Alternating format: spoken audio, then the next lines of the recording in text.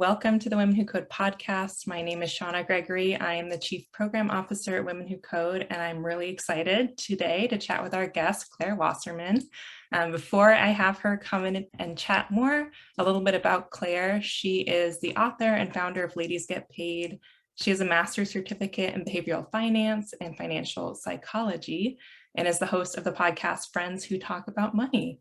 So welcome, Claire. Thanks so much for having me. Yeah, one of the many reasons I'm excited to chat is that our communities overlap really naturally. So Women Who Code, our mission is to empower women to excel in technology careers. For Ladies Get Paid, I know that you are championing the professional and financial advancement of women as well. Yes. I am about power. And power in however you all define it, right? So power to me means choice, freedom of choice, independence. It means the ability to stand up, to speak up, to get what you want. And so it's also tiring. So that's what I do is I help women level up professionally and financially, but really in the pursuit of empowerment, both for yourself and for others. Yes, that's amazing. So there's so many topics I would love to cover in our conversation, but just starting with the main one, which is getting paid. And I know that is one of many aspects of empowering women in their careers or empowering people. But what inspired you to focus on this aspect of financial advancement? Yeah. Long story short, I had a pretty sexist experience that kind of woke me up in the sense of and this is very privileged of me, I assumed that parity, we were close to it, both in terms of how much we were being paid, were women being promoted. I thought, I didn't realize how sad the statistics really are when it comes to women and the wage gap, the investment gap, the funding gap. And this sexist experience I had, it got me reflecting on all of the small ways, the little ways that I had to navigate uncomfortable power dynamics related to gender, times where I had to kind of contort myself to be what I felt somebody else needed me to be. And long story short, that experience and some research that I began to do around women in the workplace, coupled with a friend coming to me saying that she realized she was being underpaid, my aha moment was, you know what? If we negotiated our salaries, right? If we charge more, that would be one way that we could take command, that we wouldn't have to wait 200 plus years for the wage gap to close, right? Because I can't, I'm an action-oriented person, right? So it's not just, how does this sound? But it's like, all right, well, what do I do on Monday? What can I even just a small action? Because guess what? Small actions, if all of us take it, will have a groundswell of change. And I started Ladies Get Paid in 2016, where I was bringing women together to talk about money. I was hosting events saying, literally, what does money mean to you? In a town hall format. So, a facilitated conversation that demonstrated the power of peer-to-peer sharing, that it wasn't just about learning, but it was about recognizing that you were not alone, because that was so much of the conversations that I was seeing around money, around work, was an element of shame, right? Am I the only one who's experiencing this? Fear of asking for more, fear of getting more.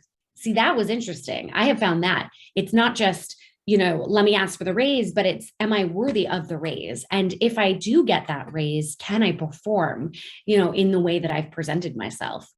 And I didn't have any answers for this, right? It was just, clearly we all need to continue the conversation. And so I just created a Slack group, honestly, out of these events, invited everybody to continue discussing on Slack. And it was there that I was able to observe specifically the kind of education that was needed. And I started to hire coaches, career coaches, money coaches. I would find them office space. This was pre-pandemic, obviously. So we were meeting in person and recognizing that all of this stuff goes together in the sense of, it's not just about teaching you how to negotiate your salary. It's how do you position yourself to get the yes, all the work that needs to happen before the conversation around your salary. And then it's not just about this year's salary, it's about what are you going to do with the money? How are you making your wealth grow? Because ultimately, we're working for our money, but we got to make sure the money is working for us.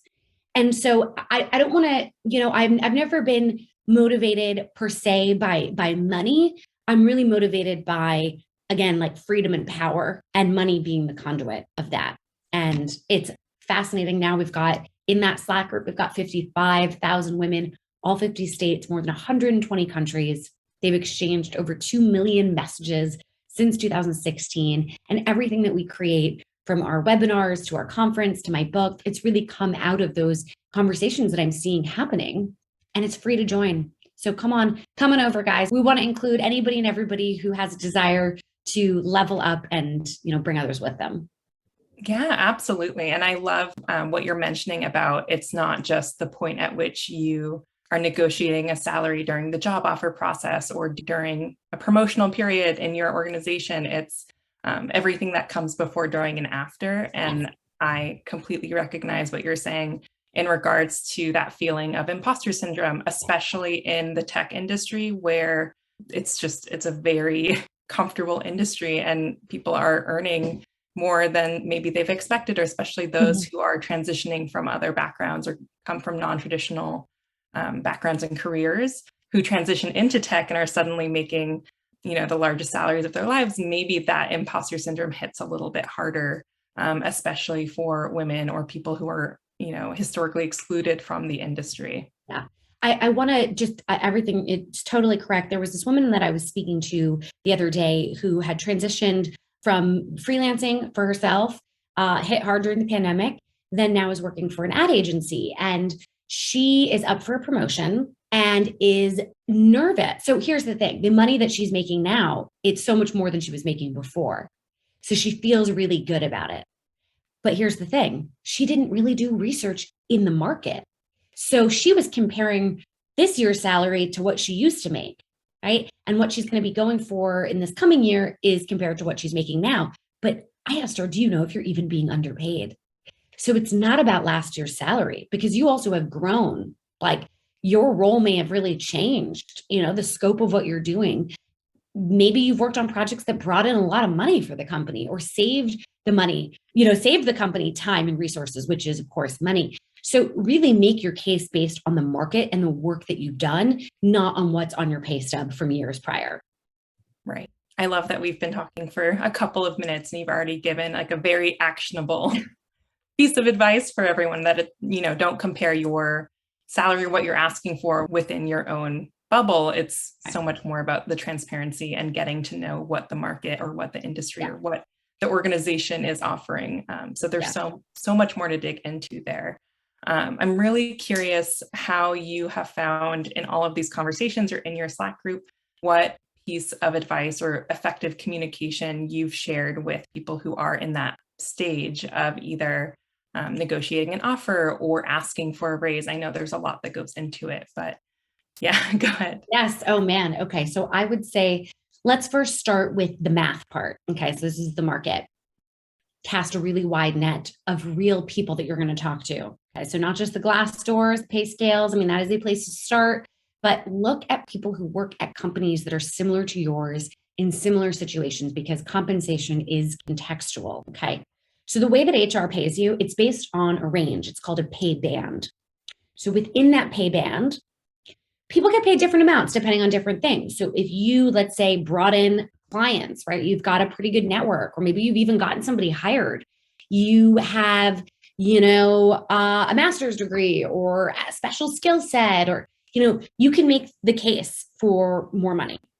Talk to people who are in similar scenarios to you. Location, size of the company, make sure they are white men, because if there is a wage gap going on here, you need to be talking to the people who are making the most money. Maybe challenge yourself. How about six real people? Go find them on LinkedIn. Now, you don't have to ask them straight up how much they make. You could present to them the research. This is the range that I have found. I am curious, in your experience, am I off base? If we all share our salaries, we can all get paid more. That's the thing. Like, make this bigger than you. So a lot of men are, I think, looking to be allies and just simply don't know how. This is a tangible way that they can do it, by talking about how much they make and if they have any suggestions for how they negotiate it. After you do all that research, I want you to pick 3 numbers, because expecting that you're not going to get a yes on your top salary, ask, well, what's the next one? I call it the comeback ask. And then, of course, have your bottom line. So be prepared for the back and forth to maybe take 2 or 3 times. And so each time there's a no, you have another number in mind. Part of that also has to be things that don't include money, that bring you value. This is called full compensation. This is about working from home and flexibility, career development, signing bonus, title change, stock options. I mean, it really is limitless, but don't rely on them to offer it. You need to ask for it. So if you are not getting what you want, it's okay. How about a combination of this salary that's a little bit lower and this full compensation? Okay. And that, a no was a not yet. You can always ask for more information. How is compensation determined here? What do I need to do in order to get the raise? So first, it's the math stuff. It's not emotional. It's just data. Then you really have to know your place in the company and how you make the company money. And if that's hard for you, that just means you need to be doing more digging. Who can you talk to? How can we get creative in the way that you describe your impact on the business bottom line? Do you mentor people? It doesn't need to be official. But if you've done anything that helps the company culture, that is actually making the company money, because it is expensive to lose people. And if your employees are unhappy, they're unproductive, they leave, think about how much it's going to cost to try to recruit amazing people, the learning curve that's going to happen. So just think creatively about your place in the company's ecosystem and do the kind of work that gets rewarded. Because what you may realize as you're gearing up for this negotiation is that you might need to be doing more work that's aligned with those business goals, more work that gets you in front of people of influence or, in rooms with clients. And white men are just naturally given those opportunities. There's research that shows this. This is not from me. It's funny. There's actually a term called glam work, which is that, men tend to get those opportunities where it is just more obvious how they make the company money. Whereas women and people of color tend to do more of the behind the scenes work, more of the supportive roles, so that's why, if you're waiting to have the discussion about your salary at the time of the negotiation, it's a little bit late. You really want to be raising your hands for opportunities months in advance, coming with ideas, talking to your boss transparently about your work. Is it going to be rewarded? Your raise should not be a surprise. And a good time to talk about this is when budgets are decided. So go find that out. And another good time to talk about it is when you had a win. They want you to do well. Like, your success is your boss's success. So, this isn't something that you should be afraid to do. And really, couch it in terms of, I want to be a leader here. I want to grow. I want to help the company grow. And guess what? At the end of the day, you just ask them, if you were in my position, what would you do? Because they also have to negotiate their raise. Whoever you're talking to, even the CEO of the company, they have a boss. It's to the customers, it's to the shareholders. We are all trying to figure this stuff out. So just let the fear go, come with an open mind, with research, be professional, be thoughtful, but be determined. Be determined. They don't want to lose you.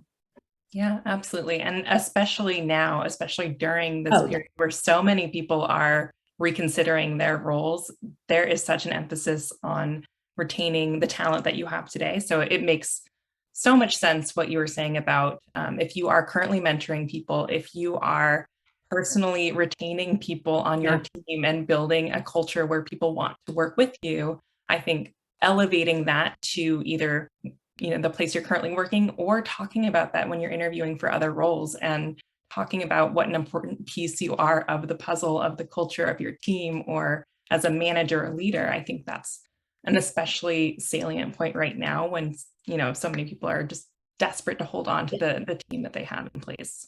Yes, absolutely. If there was ever a time where you have the power, guys, I mean, really, this is a special moment where companies are looking for talent, and especially if you're a woman or from a marginalized group, like, shoot way higher than you ever thought you could.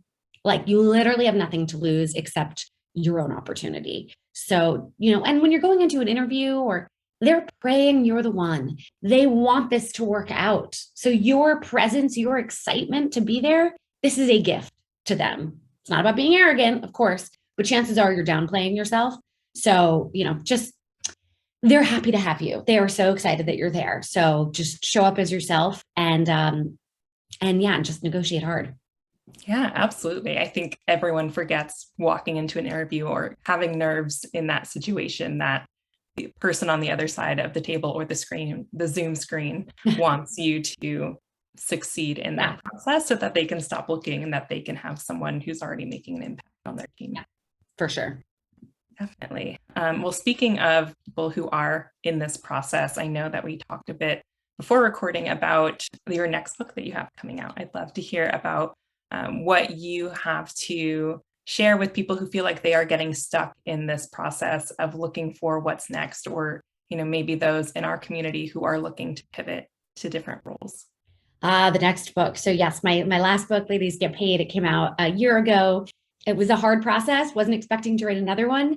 But I just saw in the last, 2 years, this urgency, this agitation from our community. And we're not the only ones. I know this because of the Great Resignation, to just make a change. And some people know what they want and others just know what they don't want. And that's okay. That's the beginning part. By the way, if you have any feelings, means you're alive. This is good. And the unknown is scary, but it also is opportunity. But the question is, how do you make the leap, or what are the steps that it takes to change, right? To, the process of self-invention. And I've always been fascinated by people who are, quote, self-made. And I started to do some interviews in my community of people who are self-made, who self-invented. And I don't have the book deal yet, so I'm in the process of pitching it, although maybe, who knows, by the time this comes out. But the idea of the book is, can I walk somebody through what it takes to self-invent? Real stories of real people, their process, breaking it down step by step.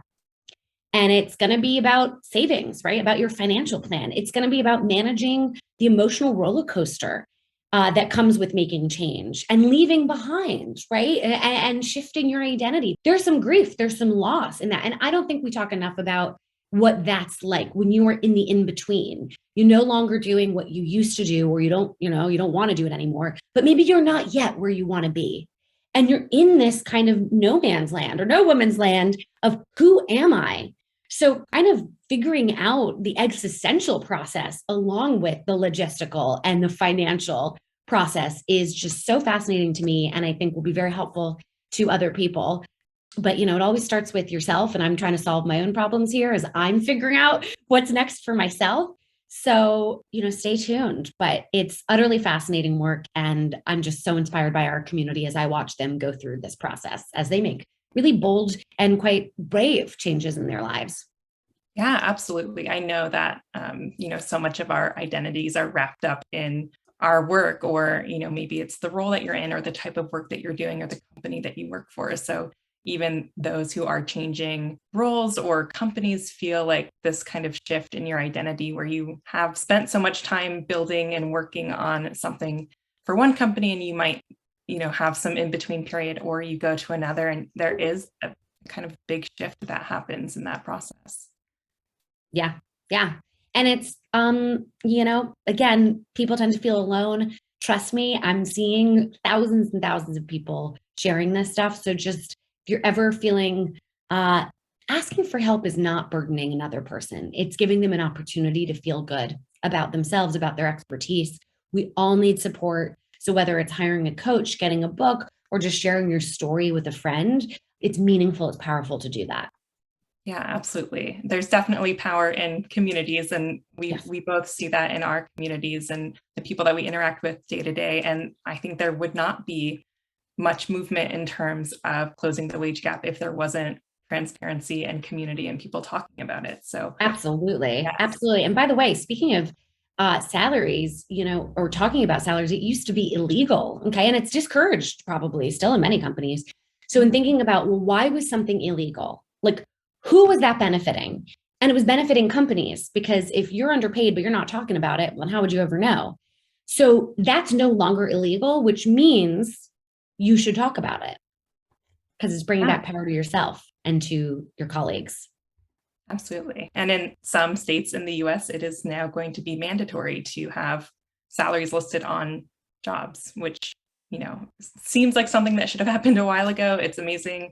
On our job board, we make it so that you can't list a job unless you have a salary or a range listed, which to me is just kind of cutting out that back and forth that you have with the company towards, when it's too late in the process and you've already listed. Yeah. And you don't want to waste your own time. You don't want to waste their time. So have a sense, from the first interview, what's the range, but don't negotiate until you have the offer. Otherwise, you don't really have the leverage. And even if they say something's not negotiable, everything is negotiable. That's when you bring in the conversation around full compensation. Yes, absolutely. Going back to our earlier conversation, it definitely needs to be something that is an ongoing conversation as well. Once you have that job, working towards, what that next raise is. So it's For definitely sure. not a one and done conversation. No, because also your work is changing. You're changing. Like even thinking about how you've evolved, over the past few years. And I think a good exercise for everybody, whether you're, gearing up for a negotiation or not, is to look at the original job description from when you were hired and then write up a new one based on what you actually did. And it's seeing that change, that personal development. Hopefully that means you're going to be really proud of yourself and proud of your work. And also see, where did you really enjoy? Like, do the work that you enjoy and that lights you up, because you will do a better job at that and you will be rewarded for it. So it's not just what the company needs you to do, but it's where can you really lean into your strengths. And for a lot of us, that's about our emotional intelligence. So don't forget, it's not just the skill set. You are part of a team because of the dynamic that you bring to the team. And that's your humanness, right? That's unique to you. So really harness that. And that's where, a good therapist comes. It's like the joke is buy the book, but also get a therapist. You really have to know yourself as you do this work. Yes, absolutely. Pro therapy in all shapes and forms. Amazing. Well, speaking of just bringing your whole self and being your authentic self in the workplace and, showing up every day. June is Pride Month in the US, and we're both celebrating as queer women in, professional industries. So I'd love to hear you talk more about how people can show up for themselves and, find the roles or find the work that's meaningful for them, where they can also, come and be your 100% authentic self. Yeah. I know that's a hard question, but I No, think that's no, what a lot of people are looking for. and my answer has changed over time, actually. I used to be very much in the like, do work that brings you joy, you have purpose. You know what? A paycheck's a paycheck too. And sometimes the best thing for your mental health is to have work just be work. It's not your family. And then you have your full authentic self, and work's just a small piece of it. It's not your entire identity.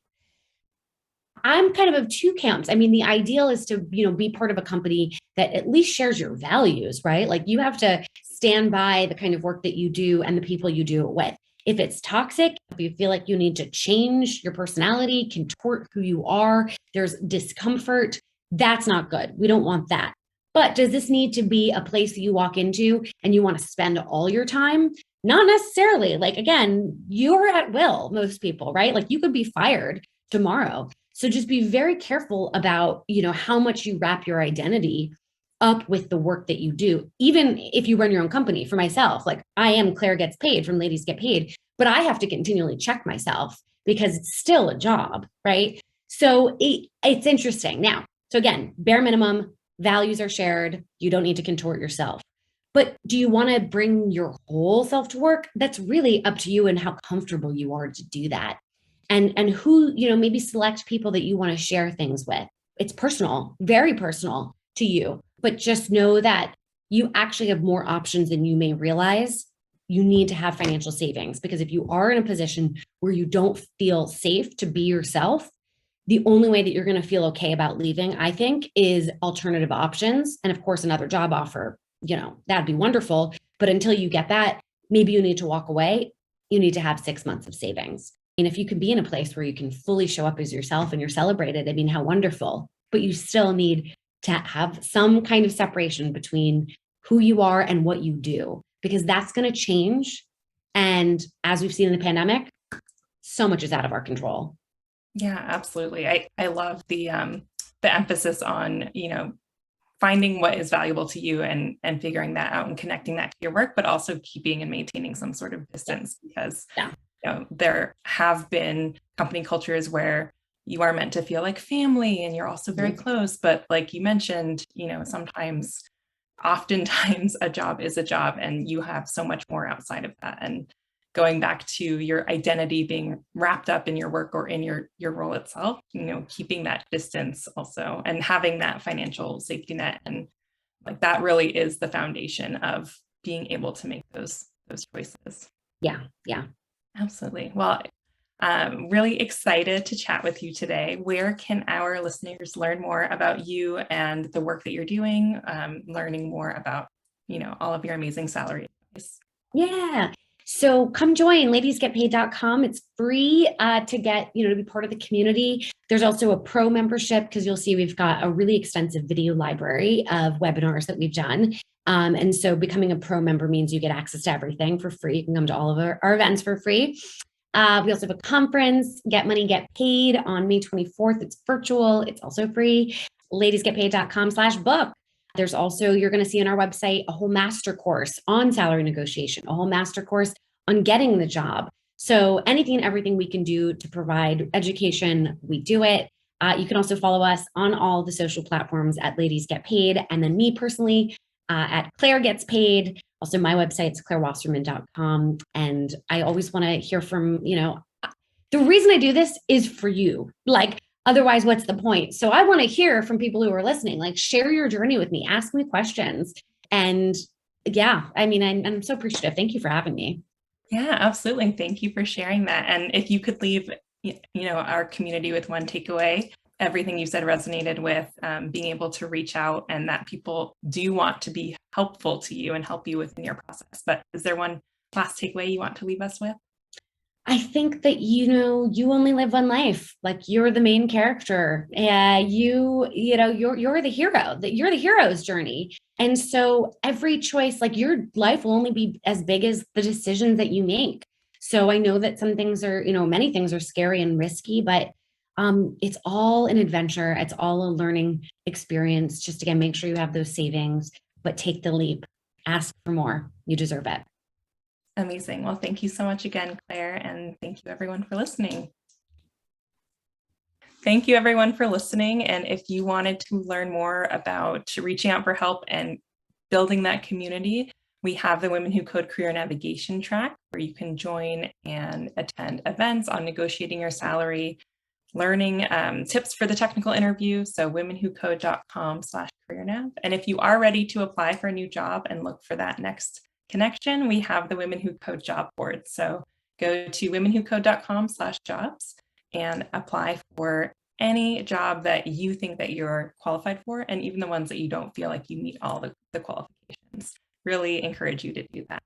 Thank you again for listening and happy Pride Month. And I hope to see you at a Women Who Code event soon.